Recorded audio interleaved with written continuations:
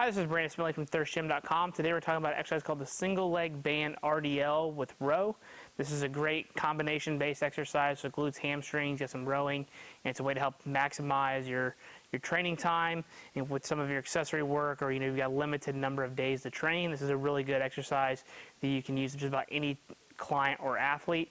You do need to make sure they know how to do a single leg RDL and hinge properly with one leg, but once you got that, you're probably pretty much good to go.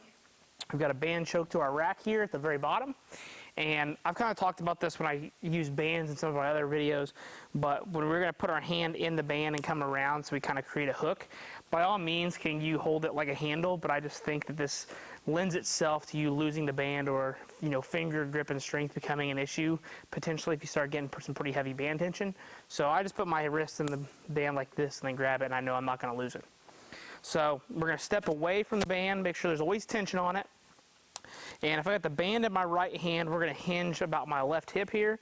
So I'm going to do a single leg RDL with my left hip or leg.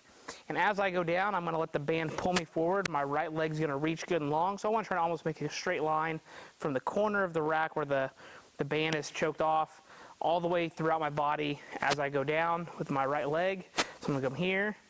Once I get here, I'm going to make sure my abdominals and trunk is good and strong. I'm going to get a row, and then I'm going to come back. So I'm going to hinge, hold my position, row, come back. Hinge, row, back. And then to give you an idea what it looks like from the other leg, going to hinge, row, pull back. Hinge, row. I'll give you one more. So, as you can see, that band tension isn't like super challenging for me, but I think if you're working with youth athletes, this is something that they will find challenging. The balance component is going to kind of get them a little bit. We're also still going to eccentrically load the hamstrings and also work on some rowing and some pulling.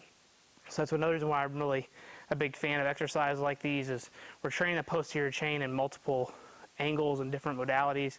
But the other thing I like about it is that there's some stability there at the hip that has to be worked. And you can definitely feel your adductor having to do some work on, both legs, the down leg, and then we also got the rowing component, which is always good. So the band does provide some eccentric overload. So when we're going down, you got to remember the band is still pulling me this way, which is technically loading up the hamstring more, and it's loading up the back less. But then when I row, then I'm actually going to get the back work and have to isometrically keep everything controlled here, as that tension technically gets harder on the hamstring in a vulnerable, I don't want to say vulnerable position, but a lengthened position and then back. So by all means could you just load the band tension up, but I think this is like something you're going to put at the tail end of a workout to kind of attack some glute and hamstring deficiencies, single leg work, single arms, and pulling, and you can kind of fill the gaps with it, so to speak. 3 to 4 sets of about 8 to 10 per side is probably going to be plenty. You're definitely going to feel it in your glute and your hamstring tie-in. And like I said, it's a time and space saver, something easy you can set up, but it's even something you can do at home if you really wanted to. So if you got any questions, leave them in the comment section. Thanks. Have a great day.